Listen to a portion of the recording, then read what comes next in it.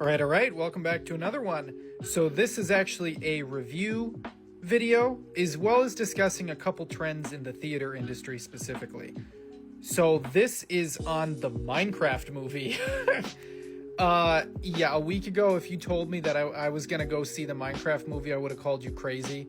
So I am very, very cynical when it comes to modern movies, specifically like your classic modern American Hollywood movie. It is such a deeply cash grabby industry. It is so, the lack of creativity is so profound.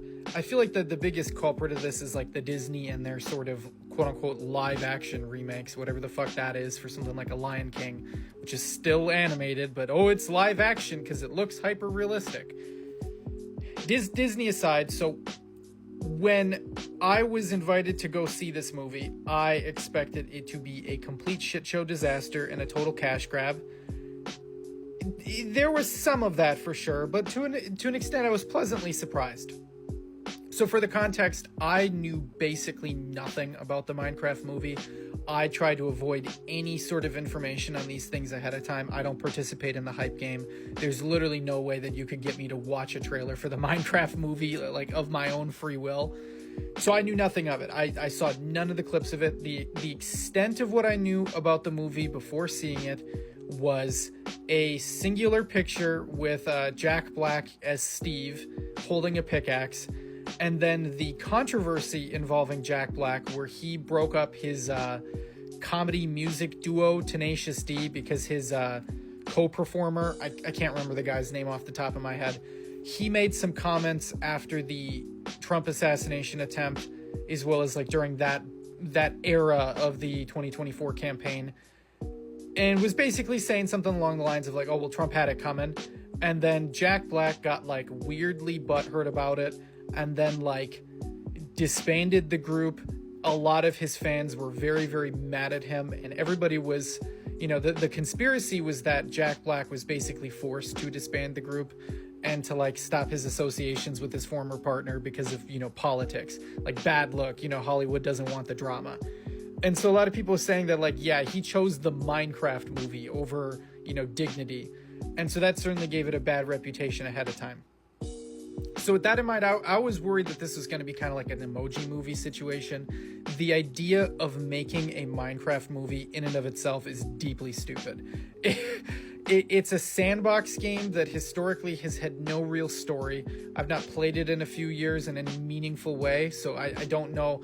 Apparently a lot of changes have happened, but how do you make a Minecraft movie? It just sounds awful. It sounds terrible. It sounds like some just, executive like just said, oh, you need to make the Minecraft movie, and then here we are.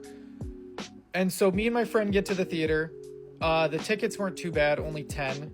I mean, it is what it is. You get what you get. And so we get up to the counter, and I have not been in a theater in probably 10 years. And so the whole joke of like, theater food being very expensive, that's just a common thing. The extent by which it was expensive at this theater is so bad that like, honestly, like borderline criminal bad, right? Like my friend got a big soda, which we're talking like a McDonald's large soda size here, nothing super dramatic, and a large popcorn. It costed $18.50. I make $18 an hour to do disability service caretaking and special education work. And I make $18 an hour. And this popcorn and soda costs more than an hour of my life educating disabled youth. Really, guys? Really? We're $18.50 for popcorn and a soda that probably costed you $1 tops to make. Truly despicable pricing. Absolutely disgusting. And so I ended up not getting anything. I was like, oh, I was going to get something simple, just a simple snack or something to hold me over. Yeah, candy bars are like $8, like fucking Christ. So I had nothing to drink, nothing to eat for the movie, whatever. I wasn't going to smuggle shit in. It's one of those, I could have, they did not check it, but like, So we get into the theater, and the screen is not even having the full size being used at this place. Okay, this is like a pretty dated movie theater. I've been going to this place since I was like 5 fucking years old, and they're not even using the full screen. So like there's these giant black bars on either side of the screen that's like the size of other people's full like fancy TVs at home. Like, okay. And so the commercials are playing, and I've not seen like movie theater commercials in a hot minute either, for obvious reasons. Again, I'm not looking it up. I'm not into hype culture, and I'm not going to see movies. Some of the movies being advertised were so bad that I genuinely thought it was parody. One of the ones that showed up is for a movie involving DJ Mustard having to do with shoes. And it's like shoe themed. And it's like animated shoes. Awful. Absolutely awful. Terrible idea. Then we have another Smurf movie. Awful. Who cares about the Smurfs? And then we have the announcement for the live action of Lilo and Stitch. Yeah, more fucking,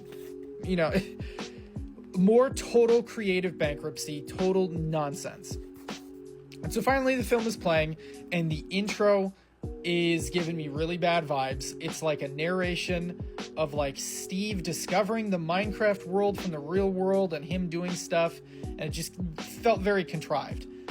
And so then it cuts back to like, in the real world kind of stuff, and there's a decent bit of not bad comedy here. So a lot of it is what I would describe as like existential dread comedy, as in like all of our lives are meaningless, all of this work we put in is going nowhere, everybody is broke, everything sucks. It's very 2025 to say the least. I can appreciate that.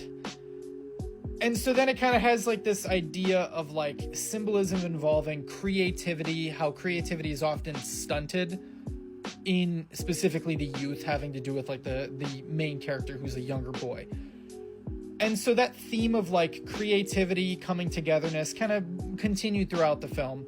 It was nothing fantastic, nothing substantial. I'm not going to give any major spoilers here. I mean, you can go ahead and see it. But I feel like it did a decent enough job. The impression I got was that the writers and the animators were tasked with such a stupid objective, make a Minecraft movie, and I feel like they did enough to sort of make that work, where it was interesting. I can't say it was fantastic, but it was certainly not an Emoji Movie disaster. And so the animation was kind of interesting. They made it like half like in-game, half more realistic. Some of the creatures or mobs animations is truly like awful looking, but like in a funny way, so I appreciated that. A general visual design in the animation, like explosions in specific, were quite well done. And yeah, it overall wasn't terrible. I think that the creative team did as well as they could have for such a strange prospect, a Minecraft movie. And it kind of fine, nothing, very run-of-the-mill, a very 6 or 7 out of 10. It gets the job done. The message is fine. The animation is kind of cool. The juxtaposition between the real-life characters and the semi-animated sort of CGI weird Minecraft hybrid, it worked well enough. Not bad. Certainly not an Emoji Movie. Certainly not great. I do feel that it's a very cynical concept. Minecraft movie is so cynical to me, but I appreciated it nonetheless. It got the job done, but it certainly black-pilled me on the idea of the theater. Like, theater chains, you guys need to go under. Like, 1850. Absolutely pathetic. Horrible. Fuck Marcus Theaters. You guys are disgusting. I can't imagine you're any better or worse than other chains, but oh my god. To spend a full hour of my life educating disabled children and taking care of disabled children to ease up on the lives of the parents of these people, and then for you to charge me that amount for popcorn and soda, despicable.